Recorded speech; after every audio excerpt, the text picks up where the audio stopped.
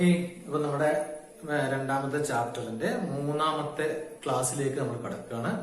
അപ്പൊ നമ്മള് ഒന്നാമത്തെ ചാപ്റ്ററിൽ ഒന്നാമത്തെ ക്ലാസ്സിൽ നമ്മൾ മനസ്സിലാക്കിയത് ഒരു ചാലകത്തിന് ചുറ്റും ഒരു കാന്തിക ക്ഷേത്രം ഉണ്ടാകുന്നു എന്ന് നമ്മൾ മനസ്സിലാക്കി.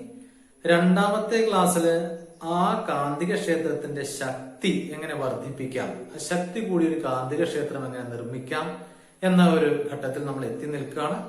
ഇനി ഇങ്ങനെയൊക്കെ ഒരു കാന്തിക ക്ഷേത്രം ഉണ്ടായാൽ നമുക്ക് അത് എങ്ങനെ പ്രയോജനപ്പെടുത്താം? നമ്മളിങ്ങനെ കുറെ കാന്തിക ക്ഷേത്രം ഉണ്ടായതുകൊണ്ട് മാത്രം നമുക്ക് കാര്യമില്ലല്ലോ. ആ കാന്തിക ക്ഷേത്രത്തെ എങ്ങനെ പ്രയോജനപ്പെടുത്താം എന്നതിനെ കുറിച്ചാണ് ഈ ക്ലാസ്സിൽ നമ്മൾ ഡിസ്കസ് ചെയ്യുന്നത് അല്ലെങ്കിൽ ചർച്ച ചെയ്യുന്നത്. അപ്പൊ അതിനുവേണ്ടി ഞാൻ ബോർഡിൽ 2 ചിത്രങ്ങൾ ഉണ്ട്. അതിൽ ആദ്യത്തെ ചിത്രം ഇടതുവശത്തായിട്ടുള്ള ആ ചിത്രം നമുക്കൊന്ന് പരിശോധിക്കാം. അപ്പൊ നോക്കൂ, ഇവിടെ ഈ ചിത്രത്തില് ഇത് യു ഷേപ്പുള്ള ഒരു കാന്തമാണ്. അതിന് നോർത്ത് മുകളിലും താഴെ സൗത്തുമാണ്. ഇതിന്റെ മധ്യഭാഗത്തായിട്ട്, ആ കാന്തിക ക്ഷേത്രത്തിന്റെ മധ്യഭാഗത്തായിട്ട് സ്വതന്ത്രമായി തൂങ്ങിക്കിടക്കുന്ന ഒരു ചാലകം. ഈ ചാലകം വളരെ ഫ്രീ ആണ്. അതിന് അങ്ങോട്ടും ഇങ്ങോട്ടും ഒക്കെ എന്ത് ചെയ്യാൻ പറ്റും, ചലിക്കാൻ സാധിക്കും. അങ്ങനെയുള്ള ഒരു ചാലകമാണിത്. നമുക്ക് അതിന് എ ബി എന്നിങ്ങനെ പേര് കൊടുക്കാം. അപ്പൊ ആ കാന്തിക ക്ഷേത്രത്തിലാണ് ഈ ചാലകം സ്വതന്ത്രമായിട്ട് തൂങ്ങിക്കിടക്കുന്നത്.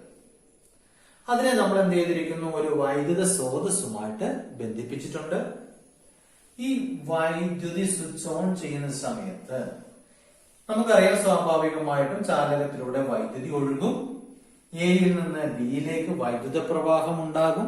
അപ്പൊ അതിന്റെ ഫലമായിട്ട് എന്ത് സംഭവിക്കും, എയുടെയും ബിയുടെയും മുകളിലായിട്ട് എന്തുണ്ടാവും, ഒരു കാന്തിക ക്ഷേത്രം രൂപം കൊള്ളും. അല്ലെ, നമുക്കറിയാം ഈ ചാലകത്തിന് ചുറ്റുമായിട്ട് ഒരു കാന്തിക ക്ഷേത്രം രൂപം കൊള്ളും.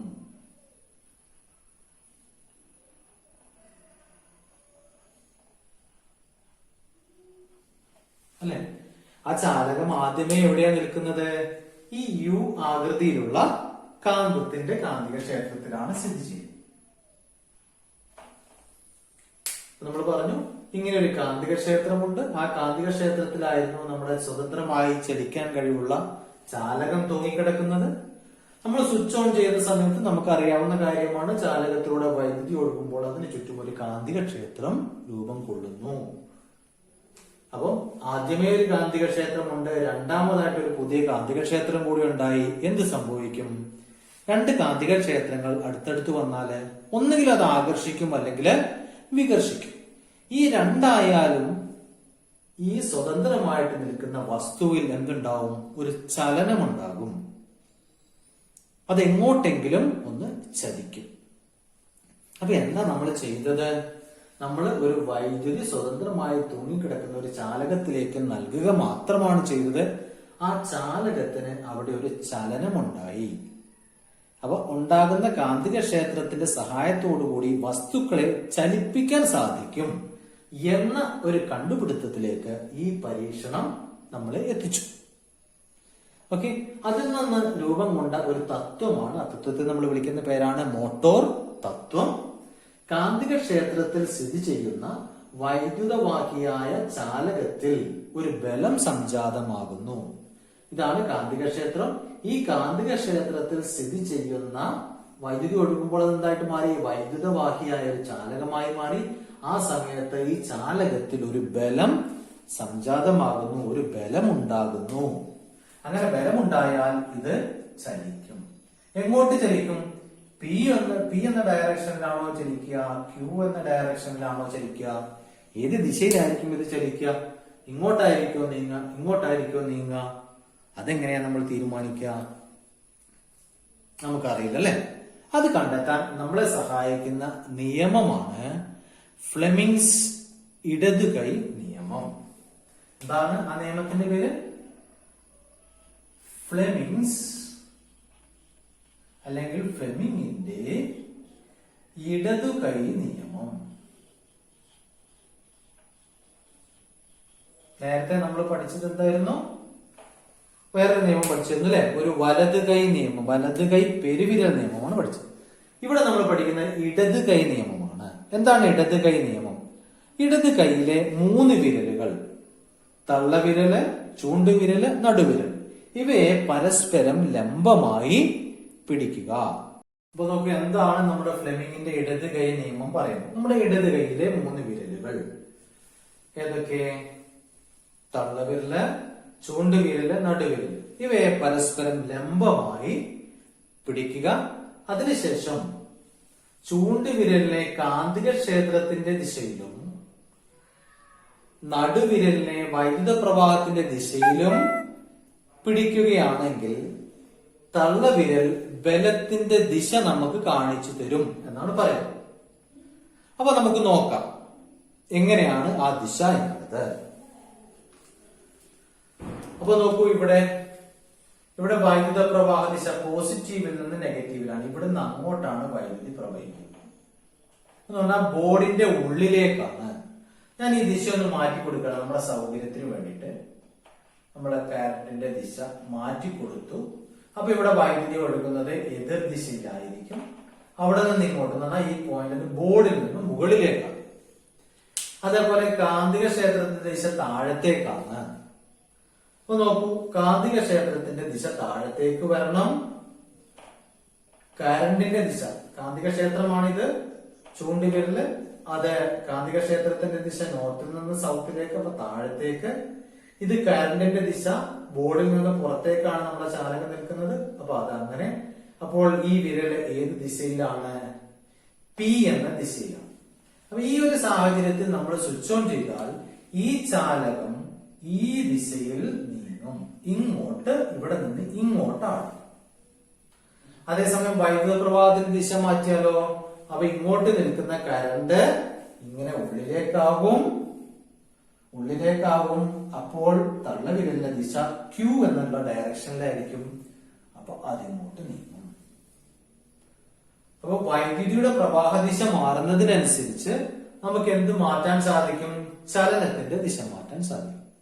അതുപോലെ തന്നെ കാന്തിക ക്ഷേത്രത്തിന്റെ ദിശ മാറ്റിയാലും ഇതിന്റെ ചലന ദിശ നമുക്ക് മാറ്റാൻ സാധിക്കും.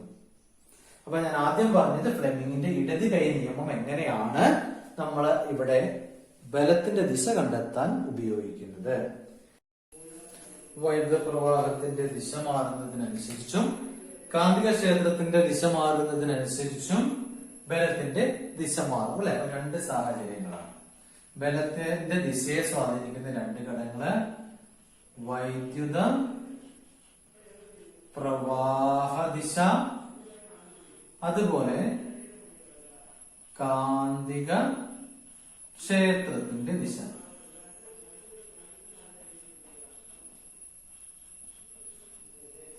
ഇത് രണ്ടും വ്യത്യാസപ്പെടുന്നതിനനുസരിച്ച് ഉണ്ടാകുന്ന ബലത്തിന്റെ ദിശയും മാറുന്നു. അല്ലെങ്കിൽ ഇതിൽ ഏത് വ്യത്യാസപ്പെടുത്തിയും ബലത്തിന്റെ ദിശയ്ക്ക് നമുക്ക് മാറ്റം വരുത്താൻ സാധിക്കും.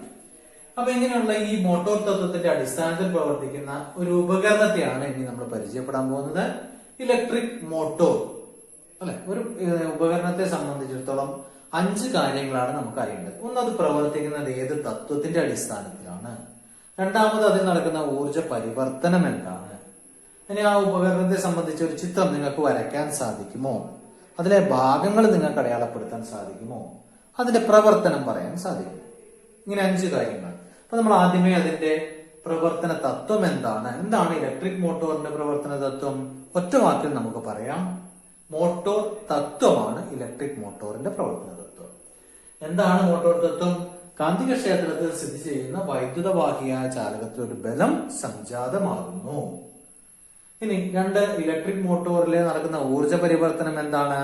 നമ്മൾ ഏത് ക്ലാസ്സിൽ പഠിച്ച? ആദ്യ ക്ലാസ്സിൽ തന്നെ പഠിച്ചതാണ് അല്ലെ. വൈദ്യുതോർജത്തെ യാന്ത്രികോർജമാക്കി മാറ്റുന്ന ഒരു ഉപകരണമാണ് ഇലക്ട്രിക് മോട്ടോർ. അതിന്റെ യാന്ത്രിക ഫലമാണ് നമ്മൾ പ്രയോജനപ്പെടുത്തുന്നത്. ഇത് ഇലക്ട്രിക് മോട്ടോറിന്റെ ഒരു ചിത്രമാണ്. അപ്പൊ അതിന്റെ ഇടതുവശവും വലതുവശവും നമ്മുടെ കാന്തിക ക്ഷേത്രങ്ങളാണ്. നോർത്തും സൗത്തും 2 കാന്തിക ക്ഷേത്രങ്ങളാണ് നമുക്കിവിടെ ആവശ്യമായ കാന്തിക ക്ഷേത്രങ്ങൾ. ഇത് ഈ ചാലകത്തിന് പകരമായിട്ട് നമ്മുടെ സംവിധാനം. അപ്പൊ നമുക്കിതിനെ ആദ്യം അടയാളപ്പെടുത്താം. ഈ 2 കാന്തിക ക്ഷേത്രങ്ങളെ നമ്മൾ വിളിക്കുന്ന പേര് ഫീൽഡ് കാന്തം എന്നാണ്.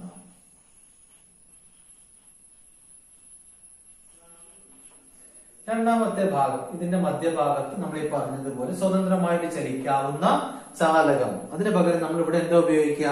ശക്തമായ ഒരു കാന്തമായിരിക്കണം നമുക്കത് പ്രയോജനപ്പെടണമെങ്കിൽ.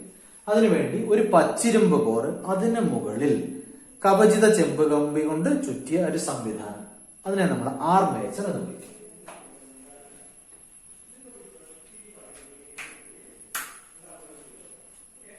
അപ്പൊ ഫീൽഡ് കാന്തമായി ആർമേച്ചർ ആയി.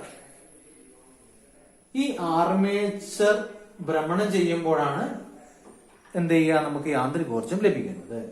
ഇനി ഈ ആർമേച്ചറിലേക്ക് നമുക്ക് വൈദ്യുതി കൊടുക്കണ്ടേ? അതിന് നമ്മളെ സഹായിക്കുന്ന രണ്ട് ഭാഗങ്ങളാണ്. ഇതുമായി സമ്പർക്കത്തിൽ വരുന്ന, ഇതിൽ ചുറ്റിയിരിക്കുന്ന ചാലകത്തിന്റെ രണ്ട് അഗ്രങ്ങൾ സമ്പർക്കത്തിൽ വരുന്ന രണ്ട് ലോഹ അർദ്ധവളയങ്ങൾ, അതിനെ നമ്മൾ വിളിക്കുക സ്പ്ലിറ്റ് റിങ്ങുകൾ എന്നാണ്. സ്പ്ലിറ്റ് റിങ്ങുകൾ. അതേപോലെ ഈ സ്പ്ലിറ്റ് റിങ്ങുകളുമായി സമ്പർക്കത്തിലിരിക്കുന്ന രണ്ട് കാർബണിന്റെ കഷ്ണങ്ങൾ, നമ്മൾ അതിനെ വിളിക്കുക ഗ്രാഫൈറ്റ് ബ്രഷ്.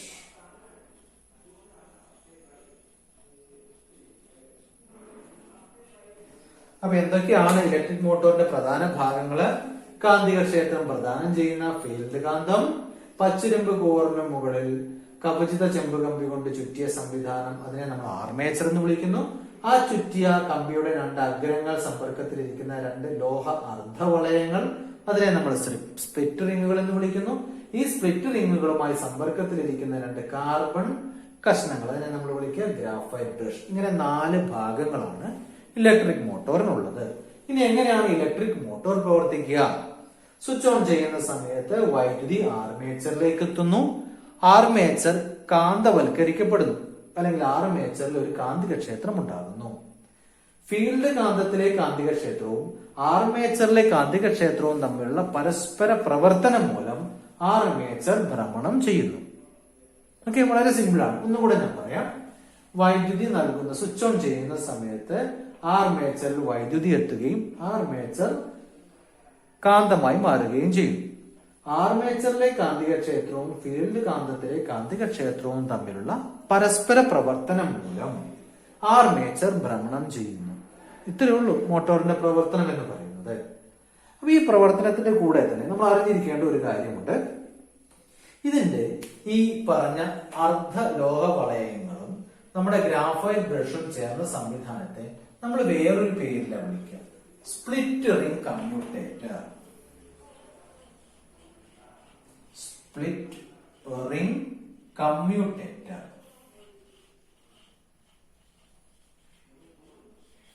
എന്തുകൊണ്ടാണ് ഇതിനെ സ്പ്ലിറ്റ് റിംഗ് കമ്മ്യൂട്ടേറ്റർ എന്ന് വിളിക്കുന്നത്? നമുക്ക് ആർമേച്ചറിലേക്ക് DC വൈദ്യുതി നേരിട്ടെത്തിയാൽ ഈ ആർമേച്ചറിന് തുടർച്ചയായി കറങ്ങിക്കൊണ്ടിരിക്കാൻ സാധിക്കില്ല. അപ്പൊ ആർമേച്ചറിൽ എത്തുന്നത് എപ്പോഴും ദിശ മാറുന്ന വൈദ്യുതി ആയിരിക്കണം. നമ്മൾ നൽകുന്നത് ഏത് വൈദ്യുതിയാണ്? നമ്മൾ നൽകുന്നത് DC വൈദ്യുതിയാണ്. ഇതൊരു DC മോട്ടറാണ്. DC വൈദ്യുതിയാണ് നമ്മൾ നൽകുന്നത്. ഈ DC വൈദ്യുതി നൽകുന്ന സമയത്ത് ഈ ബാഹ്യ സർക്യൂട്ടിലെ DC വൈദ്യുതിയെ ഓരോ അർദ്ധഭ്രമണത്തിലും ദിശ മാറാൻ സഹായിക്കുന്ന സംവിധാനമാണ് സ്പ്ലിറ്റ് റിംഗും ഗ്രാഫൈറ്റ് ബ്രഷും അടങ്ങിയ സ്പ്ലിറ്റ് റിംഗ് കമ്മ്യൂട്ടേറ്റർ എന്ന് പറയുന്ന സംവിധാനം. ഓക്കെ, അപ്പൊ ഞാൻ എന്താ പറഞ്ഞത്, എന്തിനു വേണ്ടിയാണ് ഇത് ഉപയോഗിക്കുന്നത്? നമുക്ക് എപ്പോഴും ദിശ മാറുന്ന വൈദ്യുതി ആർമേച്ചറിൽ കിട്ടണം. അപ്പോൾ മാത്രമേ ആർമേച്ചറിന് തുടർച്ചയായിട്ട് കറങ്ങാൻ സാധിക്കുള്ളൂ. അത് നമ്മൾ ആദ്യമേ മനസ്സിലാക്കുക. ഇനി സ്പ്ലിറ്റ് റിംഗ് കമ്മ്യൂട്ടേറ്ററിനെ കുറിച്ച്, ആരാണ് സ്പ്ലിറ്റ് റിംഗ് കമ്മ്യൂട്ടേറ്റർ എന്ന് പറയുന്നത്? നമ്മുടെ ഈ സ്പ്ലിറ്റ് റിംഗുകളും ഗ്രാഫൈറ്റ് ബ്രഷും അടങ്ങിയ ആ സംവിധാനത്തിന് പറയുന്ന പേരാണ് സ്പ്ലിറ്റ് റിംഗ് കമ്മ്യൂട്ടേറ്റർ. അവരെ എന്തുകൊണ്ടാണ് സ്പ്ലിറ്റ് റിംഗ് കമ്മ്യൂട്ടേറ്റർ എന്ന് തന്നെ വിളിക്കാനുള്ള കാരണം, ഈ സ്പ്ലിറ്റ് റിംഗ് കമ്മ്യൂട്ടേറ്റർ എന്ന് പറയുന്ന സ്പ്ലിറ്റ് റിംഗും ഗ്രാഫൈറ്റ് ബ്രഷും അടങ്ങിയ സംവിധാനമാണ് ബാഹ്യ സർക്യൂട്ടിലെ DC വൈദ്യുതിയെ ഓരോ അർദ്ധഭ്രമണത്തിലും ദിശ മാറുന്ന വൈദ്യുതിയാക്കി മാറ്റുന്നത്. ബാഹ്യ സർക്യൂട്ടിലെ DC വൈദ്യുതിയെ ഓരോ അർദ്ധഭ്രമണത്തിലും ദിശ മാറുന്ന വൈദ്യുതിയാക്കി മാറ്റുന്ന ആൾക്കാരാണ് ഈ സ്പ്ലിറ്റ് റിംഗുകളും ഗ്രാഫൈറ്റ് ബ്രഷും. അതുകൊണ്ടാണ് അവരെ ഏത് പേരിൽ വിളിക്കുന്നത്? സ്പ്ലിറ്റ് റിംഗ് കമ്മ്യൂട്ടേറ്റർ എന്ന് വിളിക്കുന്നത്. ഓക്കെ, അപ്പൊ ഇന്ന് കുറച്ചും കൂടെ കാര്യങ്ങൾ നമ്മൾ ക്ലാസ്സിൽ പറഞ്ഞിട്ടുണ്ട്. എന്തൊക്കെ കാര്യങ്ങളാണ് പറഞ്ഞത് നമുക്ക് ഒന്നുകൂടെ നോക്കാം. നമ്മൾ ആദ്യമേ പറഞ്ഞത് ശക്തമായ ഒരു കാന്തിക ക്ഷേത്രം ഉണ്ടാകുന്നുണ്ടെന്ന് നമ്മൾ കഴിഞ്ഞ ക്ലാസ്സിൽ പഠിച്ചെങ്കിലും അതിനെ എങ്ങനെ പ്രയോജനപ്പെടുത്താം ആ കാന്തിക ക്ഷേത്രത്തെ എന്നതിനെ കുറിച്ചുള്ള ഒരു ചർച്ചയിൽ നിന്നാണ് നമ്മൾ ഈ ഭാഗത്തേക്ക് എത്തുന്നത്. അപ്പൊ അതിൽ പറയുന്നത് എന്താണ്? ഇതാ ഇവിടെ ഒരു കാന്തിക ക്ഷേത്രമുണ്ട്. അതിന് സ്വതന്ത്രമായി നിൽക്കുന്ന ഒരു ചാലകത്തെ നമ്മൾ ഇവിടെ വെച്ചു. വൈദ്യുതി കടത്തിവിടുമ്പോൾ ഈ ചാലകം ചലിക്കുന്നതായി നമ്മൾ മനസ്സിലാക്കി. അപ്പൊ എന്താണ് അതിനുള്ള കാരണം? കാന്തിക ക്ഷേത്രത്തിൽ സ്ഥിതി ചെയ്യുന്ന വൈദ്യുതവാഹിയായ ചാലകത്തിൽ ഒരു ബലം സംജാതമാകുന്നു. ആ സംജാതം ആകുന്ന ബലം കാരണമാണ് ചാലകം ഒരു ദിശയിൽ ചലിക്കുന്നത്. ഓക്കെ, എന്തായിരിക്കാം ചലിക്കാനുള്ള കാരണം? വൈദ്യുതി കൊടുക്കുമ്പോൾ ആ ചാലകത്തിലും ഒരു കാന്തിക ക്ഷേത്രം ഉണ്ടാകുന്നു, ഈ ചാലകത്തിൽ ഒരു കാന്തിക ക്ഷേത്രം ഉണ്ടാകുന്നു, ഇവിടെ ആദ്യമേ സ്ഥിരമായ ഒരു കാന്തിക ക്ഷേത്രമുണ്ട്. ഇവയുടെ പരസ്പര പ്രവർത്തനം മൂലമാണ് ഈ ബലം ഉണ്ടാകുന്നതും ചാലകം ചലിക്കുന്നതും. ഈ ചാലകം ചലിക്കുന്നത് ഏത് ദിശയിലാണെന്ന് കണ്ടെത്താൻ ആരാ നമ്മളെ സഹായിക്കുക? ഫ്ലെമിങ്ങിന്റെ ഇടത് കൈ നിയമമാണ് നമ്മളെ സഹായിക്കുന്നത്. ആ ഇടത് കൈ നിയമത്തിന്റെ അടിസ്ഥാനത്തിൽ നമുക്ക് ഏത് ദിശയിലാണ് ചലനം ഉണ്ടാകുന്നത് എന്ന് കണ്ടെത്താം. മറ്റൊരു കാര്യം കൂടി ഇവിടെ നമ്മൾ ഓർത്തിരിക്കേണ്ടത്, ഈ ചലിക്കുന്ന ദിശയ്ക്ക് മാറ്റം വരുന്ന സാഹചര്യങ്ങൾ എപ്പോഴൊക്കെയാണ്? ഒന്ന്, വൈദ്യുതിയുടെ പ്രവാഹ ദിശ മാറുമ്പോഴും അതുപോലെ കാന്തിക ക്ഷേത്രത്തിന്റെ ദിശ മാറുമ്പോഴും അനുഭവപ്പെടുന്ന ബലത്തിന്റെ ദിശയും മാറുന്നു. അല്ലെങ്കിൽ വേറൊരർത്ഥത്തിൽ പറഞ്ഞാൽ ഇതിലെ ബലത്തിന്റെ ദിശ ഏതെല്ലാം ഘടകങ്ങളെ ആശ്രയിച്ചിരിക്കുന്നു? വൈദ്യുത പ്രവാഹ ദിശയെയും അതുപോലെ കാന്തിക ക്ഷേത്രത്തിന്റെ ദിശയെയും ആശ്രയിച്ചിരിക്കുന്നു. ഇങ്ങനെ ലഭിക്കുന്ന ഈ ഫലത്തെ പ്രയോജനപ്പെടുത്തുന്ന ഒരു സംവിധാനത്തെ കുറിച്ചാണ് ഇനി നമ്മൾ പറഞ്ഞത്, ഇലക്ട്രിക് മോട്ടോർ. അല്ലെ, ഇലക്ട്രിക് മോട്ടോറിന്റെ പ്രവർത്തന തത്വം എന്താണ്? മോട്ടോർ തത്വം, അല്ലെങ്കിൽ നമ്മൾ ഇപ്പോൾ പഠിച്ച കാര്യം. ഈ മോട്ടോർ തത്വത്തിന്റെ അടിസ്ഥാനത്തിൽ പ്രവർത്തിക്കുന്ന ഒരു ഉപകരണമാണ് ഇലക്ട്രിക് മോട്ടോർ. അതിൽ നടക്കുന്ന ഊർജ്ജ പരിവർത്തനം നമ്മൾ നേരത്തെ പഠിച്ചു. വൈദ്യോർജ്ജം യാന്ത്രികോർജ്ജമായി മാറുന്നു. പിന്നെ അറിഞ്ഞിരിക്കേണ്ട എന്താണ്? മോട്ടോറിന്റെ ചിത്രം വരയ്ക്കാൻ നമുക്ക് വ്യക്തമായിട്ട് അറിഞ്ഞിരിക്കണം. ഭാഗങ്ങൾ അടയാളപ്പെടുത്താൻ അറിഞ്ഞിരിക്കണം. നോർത്തും സൗത്തും അടങ്ങിയത് ഫീൽഡ് കാന്തം, അതിന്റെ മധ്യഭാഗത്തായിട്ട് ആർമേച്ചർ, ഒരേ നീളത്തിൽ താഴെ വന്ന രണ്ട് ലോഹ അർദ്ധവളയങ്ങളുമായി ബന്ധപ്പെടുന്നു. അവയെ സ്പ്ലിറ്റ് റിങ്ങുകൾ എന്ന് പറയുന്നു. ഈ അർദ്ധവളയങ്ങൾ സമ്പർക്കത്തിലിരിക്കുന്നതാണ് ഗ്രാഫൈറ്റ് ബ്രഷ്. ഇങ്ങനെ 4 പ്രധാന ഭാഗങ്ങളാണ് ഇലക്ട്രിക് മോട്ടോറിനുള്ളത്: ഫീൽഡ് കാന്തം, ആർമേച്ചർ, സ്പ്ലിറ്റ് റിങ്ങുകൾ, ഗ്രാഫൈറ്റ് ബ്രഷ്. ഇനി എങ്ങനെയാണ് ഇലക്ട്രിക് മോട്ടോർ പ്രവർത്തിക്കുന്നത്? വൈദ്യുതി നൽകുമ്പോൾ ആർമേച്ചർ കാന്തവൽക്കരിക്കപ്പെടുന്നു. ആർമേച്ചറിലെ കാന്തിക ക്ഷേത്രവും ഫീൽഡ് കാന്തത്തിലെ കാന്തിക ക്ഷേത്രവും തമ്മിലുള്ള പരസ്പര പ്രവർത്തനം മൂലം ആർമേച്ചർ ഭ്രമണം ചെയ്യുന്നു. Electric motor, DC electric motor ആണ് ഈ ചിത്രത്തിൽ തന്നിരിക്കുന്നത്. ഇതുമായി ബന്ധപ്പെട്ട് നമ്മൾ അറിഞ്ഞിരിക്കേണ്ട ഒരു വാക്കാണ് സ്പ്ലിറ്റ് റിംഗ് കമ്മ്യൂട്ടേറ്റർ. ആരെയാണ് നമ്മൾ സ്പ്ലിറ്റ് റിംഗ് കമ്മ്യൂട്ടേറ്റർ എന്ന് വിളിക്കുന്നത്? ഇതിലെ സ്പ്ലിറ്റ് റിങ്ങുകളും ഗ്രാഫൈറ്റ് ബ്രഷും അടങ്ങിയ സംവിധാനത്തെയാണ് സ്പ്ലിറ്റ് റിംഗ് കമ്മ്യൂട്ടേറ്റർ എന്ന് വിളിക്കുന്നത്. എന്തുകൊണ്ടാണ് അതിനെ സ്പ്ലിറ്റ് റിംഗ് കമ്മ്യൂട്ടേറ്റർ എന്ന് വിളിക്കുന്നത്? ഗ്രാഫൈറ്റ് ബ്രഷും സ്പ്ലിറ്റ് റിംഗും അടങ്ങിയ സംവിധാനം ബാഹ്യ സർക്യൂട്ടിലെ DC വൈദ്യുതിയെ ഓരോ അർദ്ധഭ്രമണത്തിലും ദിശ മാറുന്ന വൈദ്യുതിയാക്കി മാറ്റാൻ സഹായിക്കുന്നു. അതുകൊണ്ടാണ് ഇതിനെ സ്പ്ലിറ്റ് റിംഗ് കമ്മ്യൂട്ടേറ്റർ എന്ന് വിളിക്കുന്നത്. ഓക്കെ, അപ്പൊ ഇത്രയും കാര്യങ്ങളാണ് നമ്മൾ ഈ ക്ലാസ്സിൽ പറയാൻ ഉദ്ദേശിച്ചത്. എല്ലാവർക്കും ഒരു പരിധിവരെ കാര്യങ്ങൾ മനസ്സിലായി എന്ന് തന്നെ ഞാൻ വിശ്വസിക്കുന്നു. കൂടുതൽ കാര്യങ്ങളുണ്ട്, അപ്പൊ കുറെ കൂടി നന്നായിട്ട് ഈ പാഠഭാഗങ്ങൾ വായിച്ച് മനസ്സിലാക്കുക. ഇതോടൊപ്പം തന്നെ നോട്ട് എഴുതിയെടുക്കുക, നന്നായിട്ട് പഠിക്കുക. വീണ്ടും പറയുന്നു, സംശയങ്ങൾ ഗ്രൂപ്പിൽ പങ്കുവയ്ക്കുക. കൃത്യമായി അതിന് മറുപടി കണ്ടെത്തി നിങ്ങൾക്ക് തരുന്നതാണ്. Okay, thank you.